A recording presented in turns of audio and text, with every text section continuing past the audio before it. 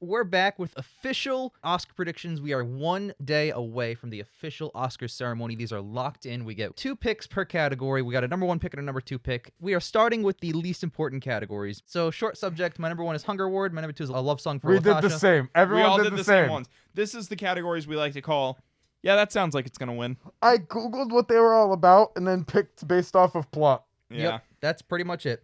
Best documentary feature. My number 1 is Mole Agent. My number 2 is Crip Camp, because I think both of those are very Oscar movies and they're going to win. My number 1 is Crip Camp, and my number 2 is Collective. But I just want to say, when I saw the title Crip Camp, I thought it was about, like, I thought gang. it was like a summer camp for Crips. Yeah, I was like, oh, that sounds super awesome. And then I read up on, like, what it was actually about. It's And I'm not. not going to lie, I was really disappointed. Yeah, it Like, sounds I like was it'd be like, way what? funnier. I don't know about funny, but way more interesting. Yeah, I put Crip Camp as my number 1, but I put Octopus Teacher as number 2. A, I like the title. B, I think at the Oscars that a teacher-based film would get a lot of traffic and generate any buzz at all, because especially last year, how everything impacted teachers, I think it might get some extra consideration. None of us picked Time. It's going to win. I can't wait for Time to win. Definitely going to win. Best costume design. We all picked Emma as number 1. Because Emma's a banger. Jake didn't even see it. I didn't even fucking see it, and I know it's going to win. Number 2, I picked Ma Rainey's Black Bottom. I also picked Ma Rainey. I debated picking it, but I was like, you know what's gonna win Oscar? Mank. So I don't know if I picked Mank for anything else because it doesn't deserve it because it's boring. So this is the category you were like, well, I got to give it something. Yeah, Mank has to win something. It's not The gonna Irishman Irishman. didn't win anything. Yeah, but The Irishman isn't as much of a suck my dick Hollywood movie as Mank is. Mank wins Best Picture. Yeah, okay. I throw the Oscars away. Best cinematography. My number 1 is Nomadland. My number 2 is Mank. My number 1 is Nomadland. My number 2 is Trial of the Chicago 7. So I think Nomadland definitely has a chance, but I did the Oscar thing with Mank again, so I picked this as my number 1. And then I think Trial slap. The cinematography in Nomadland tells the story. Oh yeah, All those wide shots, 100%. those long takes of just brutal. gotta have some kind of deviation though, because if we all pick the same 2 movies, no one wins.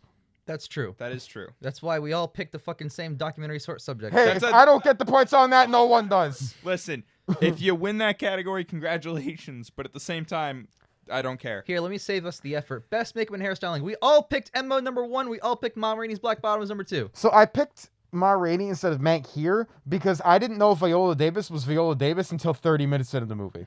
Fair enough. Yeah. Emma's gonna win though. Emma Oh, yeah. better win. Emma deserves it. Best live action short film. We all have The Present as number 1. My number 2 is Two Distant Strangers. I like the title of Two Distant Strangers, which is why it's my second. It reminds me of Three Identical Strangers, that documentary from a couple years ago. Mm-hmm. Okay. I picked Feeling Through because I googled the topic and it was about a bus or something. I don't really remember. I can't wait for that to not even remotely be the White plot. Eye's gonna win. Okay, so in the trailer picture, it's 2 people on a bus or something. That's what I That's remember. not So- that is not the way you pitched that. I thought it was gonna be like about a bus. It's about the bus. Yeah, I don't know. I just picked it.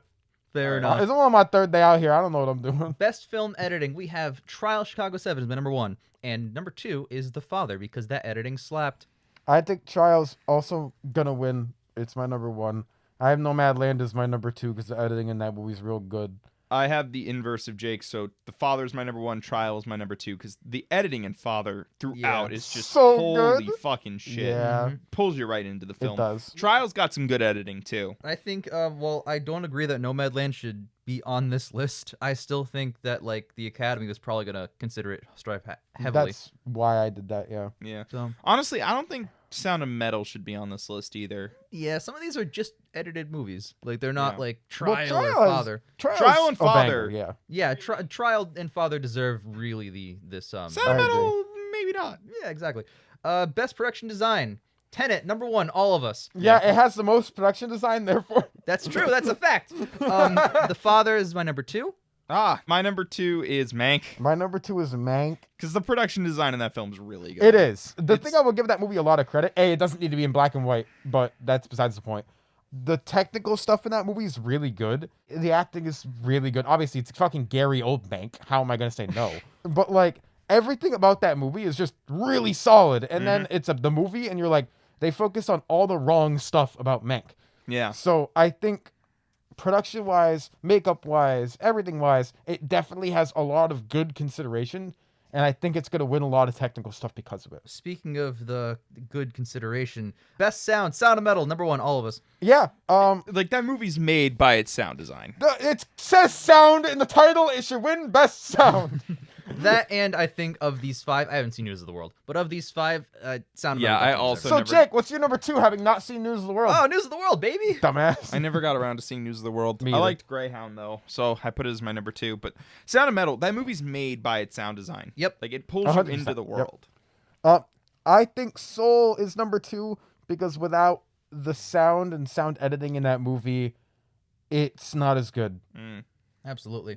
Best original score, my number 1 is Mank, my number 2 is Minari. Yeah, Soul. Soul. And then my number 2 is also Mank. Remember the stuff I just said about Soul? Soul. Like, The 100%. music design in that film is beautiful. 100%. I have to point out that both your number 2 picks are just Mank, which is my number 1. Mank, baby! Mank. The Five Blood's a good one. Best original song, Husavik is my number 1, and my number 2 is Speak Now. See, I did the opposite because I don't think a funny, dumb movie song is going to be like, oh, the Oscars, yeah, give it to the fun movie. I think they're going to be like, all right, here's an uplifting, important song from this movie. You're absolutely 100% correct, but Husavik's such a Husavik's the good best song song. on here. So that's why I went with number 1. I have the I exact same listened picks as Jake. To all of them, that's the best one. I like Speak Now, though. It's not bad. Speak Now slaps. The movie, by the way, very slaps. One Night in Miami, if you can Yeah, check the it movie. out. Yeah. Best animated feature film. Soul. My number is Wolfwalkers is my number 1. Soul is my number 2. Why did you pick Wolfwalkers? I thought you said it wasn't that good. It was all right, but I think that this one is going to be the unique underdog this year. I know there's a Soul movie. I know, There's 2. but it's my number 2, which There's is why I picked it. 2 Pixar films. I thought you were like, oh, it won the Golden Globe. So No, I don't care about the Golden Globes. Nah, Yeah, I'm but still you- picking Soul and Onward. no, Soul and Onward. They're amazing. Like, Both of them you have slap. a Shaun the Sheep movie, Farmageddon, up here. Like, this is... What, did no other animated movies? Yeah, come out? are these the only 5 animated movies that came out this year or something? Well, one could say that like Wolfwalkers is like if this is like a horse race, this is like the least likely one to win. But I'm kind of going, except Shaun the Sheep. I was gonna say, the you second really think least likely Shaun one to the win. Sheep, the movie, has a better chance? The second least likely, so it's like an underdog because it actually has a lot of it's like a wicked high Rotten Tomatoes score and all this stuff. So I think it has a strong chance. I still can't imagine anything Yeah, I beating think Soul's one of the best animated movies that Disney Pixar's put out in the past ever. while. Fair enough. Almost made me cry 14,000 different times. Best animated short film on kind of subject. Yes, People is number 1. Genius Loci is number 2. I didn't watch any of these fucking things. I also picked Yes People as my number 1 because after looking at the plot, I was like, banger time. And then I picked the one above it for the other one because I wanted to. Okay, so Like, I just went, all right, This this is one. the which title sounds the best category. actually, I watched all of these. Did you? Yes. How are they? They're okay. They're all Okay. pretty fun. I picked Burrow as my number 1 because I think it's a very creative piece. There's no dialogue, and it's very fluid animation. Like, there's always something moving on screen. My number 2 is If Anything Happens, I Love You, because it's a very short, like, I think it's 12 minutes or something, maybe Not even bad. less, but it's an emotional roller coaster the entire time. Okay. With a title like that, it sounds like it would be. Yeah. Understandable. Best international feature film. My number 1 is Another Round. You Like mean the rest best of us. Another Round? See, the thing about that is, A, it's the only one I heard of before the list came out, and B, Mads Mikkelsen, and C, I think it got another nomination somewhere. Best Director. And no one else did. Yeah. So if it doesn't win, then why is it in Best Director? Yep. My number 2 is Better Days. My number 2 is also Better Days. My number 2 is The Man Who Sold His Skin, because when I looked at the plot of the movie, I'm like, oh, that's a banger time, and I clicked it. Another Round was my second favorite film last year, so It's not yeah. even worth having number 2 picks. It's going to be Another Round. I don't know why. it It's like wouldn't be. last year with Best Parasite, or the year before with Best, Best Roma. Roma, yeah. Best visual effects. My number 1 is Tenet. Number 2 is Love and Monsters. Same. I'm inverted. Love and Monsters, and then Tenet. Fair enough. Best adapted screenplay. My number 1 is Borat, subsequent movie film, and my number 2 is One Night in Miami. Yeah, I don't know how you think Nomadland's gonna win Best Picture, and then lose this category. Because crazier shit has happened at the Oscars. That's dumb. It is Because dumb. if it's not the best adapted screenplay, why isn't Borat Best Picture? Fair enough, but it's not going to get nominated. So I think Nomadland. Well, hold on. I don't think that argument there holds water. Because that argument is if it's nominated in one category, it should be nominated in Best Picture. Nomadland is spread out in a lot of different That's categories. fair. So even if it doesn't have the Best Adapted Screenplay, it can still win because of the editing or the cinematography or the acting. Also, I want to point out that Nomadland is adapted off of real life, and then there are a couple films in Best fucking Real Life Screenplay that are adapted off of real life. And But Nomadland's based off a book about real life. Oh, whereas great, cool. Fucking... adapted of real life, adapted twice. I know. Um, Anyways, my number one's Nomad. My number yeah. two's One Night in Miami. I can't wait for White Tiger to win this. I definitely have Nomadland. I think The Father should win this category. That's why I put it in my second one. I think it's the best movie out of every single movie on this entire fucking list. Strongly agree, actually. Father slaps. Father does slap. I think I like Nomadland better, though. Best original screenplay, I'm going to go with Promising Young Woman as my number 1, and my number 2 is Trial of Chicago 7. I am inverted on this, so Trial of the Chicago 7 is my number 1, Promising Young Woman's my number 2. I have Trial as my number 1 because I think it deserves a lot of praise and a lot based off the screenplay, especially since they did so well adapting it into something interesting. And I have Sound of Metal as number 2 because it's my favorite movie out of the best original screenplay list. It's probably mine too. It's I like, well in terms of just liking the film, I like Judas more. Best director, we have Nomadland, all of us, because she's winning every It's single Chloe. directing award. Like, I cannot give her enough praise. I've seen almost all of her films except her first film. Yep. She is such a good director. Yeah.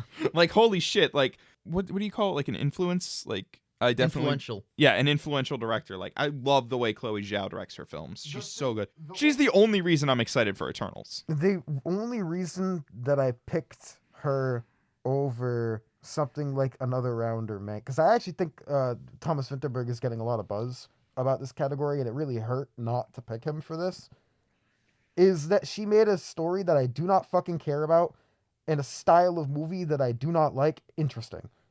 That is understandable. That is, And she converted that's you. best director right Yeah. there. If you make something I do not care about interesting, good fucking shit. Mm-hmm. My number 2 is Mank. My number 2 is Mank. My number 2 is Promising Young Woman. Fair enough. All good picks. Yeah. Let's go on to the big boy categories. Best supporting actress. Well, I have I can't pronounce her name, but from Minari. Yoo Jong-yoon? Yep, Minari. And then number 2 is The Father, Olivia Colman. I Yep. think these are the top 2-tier acting I agree, categories except in I this. have them backwards. I also have them backwards. I think the original picks I had for this category were like Maria Bakalova from Borat and then Amanda Seyfried from Mank. And then I watched any other films and I was like, yeah, no. I watched every single one of these films except Hillbilly Elegy. It is not even Glenn Close of an argument for me. Got him. I think it's Olivia Colman and the grandmother from Minari. Yep. Yeah. 100%. After just watching Minari yesterday, I think Olivia Colman puts on a more powerful performance. I also just watched Minari yesterday, and I can say that film's very whelming, but Yep. the acting in it is phenomenal. Yeah. We have Best Supporting Actor. I'm going to go with Leslie Odom Jr., number 1. Number 2 is Lakeith Stanfield, because he should be a lead, but whatever. My number 1 is Daniel Kaluuya, Judas and the Black Messiah. My number 2 is Lakeith Stanfield, Judas and the Black Messiah, even though he should be lead. I agree. That's why I picked him first, because A, he should be the lead, and B, I think he is in more of the movie and does a better job with the stuff that he does in Judas and the Black Messiah. And then your number 2? And my number 2 is Sacha Baron Cohen. I can't wait for Paul Raci of Sound of Metal to win for his whelming Yeah, for him, performance. I don't even remember which one. Oh, he's the old guy. He's like the guy He's who the old runs guy, the he's the deaf- old guy. Yeah. So- All right, I'm gonna fire into a hot take right now. I don't think he deserves to be nominated for Best Supporting Actor. He is good, though. He He's is really good, good, but, like every other performance I've seen on this list blows him out of the oh water. yeah, True. well there's always that. I that think one he's guy. looking at the Oscars and he's like, yeah, I'm not going to win this one. So Sacha Baron Cohen in Trial is the best character in that whole movie, and it's not even fucking close. Big boy categories. Best Actress. My number 1 is Frances McDormand in Nomadland. My number 2 is Viola Davis in Ma Rainey's Black Bottom. I think these two maybe not necessarily are the two best ones because there are some solid performances on this list. All right, I want to fire in my thing. If Vanessa Kirby doesn't win this fucking category, it's a joke. I'm sorry, but everyone else, sure. Frances McDormand could be anybody in that movie. And I have her as second because the movie's getting a lot of buzz. That being said, she could be literally any person and the movie is exactly the same. Vanessa Kirby acts her fucking ass off. She's the only reason Pieces of a Woman is great instead of just okay. She is phenomenal. And also, Carey Mulligan does a really good job. Mud, that is a good pick. Awesome pick. That's why you I picked really- number 2 for so- Frances McDormand. Frances Well, McDormand's, because Nomadland's getting way too much buzz. Frances McDormand's my number 2 pick because she's getting way too much buzz. But Carey Mulligan makes Promising Young Woman. No, she does a Like, very good job. You're saying Frances McDormand's replaceable. Carey Mulligan is not replaceable. No, in that not film. at all. Not at all. She carries that film, and that's why she's my number 1. No, and then my I number 2 is completely Frances understand. McDormand. Vanessa Kirby does the same thing for me, but the difference between Promising Young Woman and Pieces of a Woman for me is that Pieces of a Woman isn't as good of a movie as Promising Young Woman, and Without she the- elevates it to something great. Fair and enough. Carey Mulligan, if she was just a good or okay actress, the movie would still be good. I can't wait for Andrew Day to win this category. Yeah, from fucking the United States versus the United States. Okay.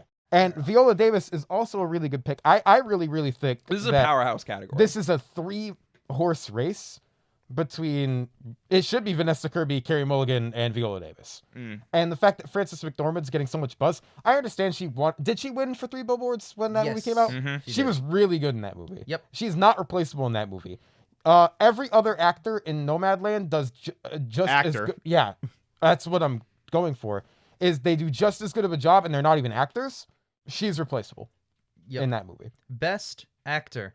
I'm going to say it. Anthony Hopkins is my number 2. My Wrong. number 1 is Chadwick Boseman, baby. I really think that he is, well, first of all, I can't decide which I prefer. Those are the top 2. Everyone else is like, get the fuck out of here. These are the top 2 performances.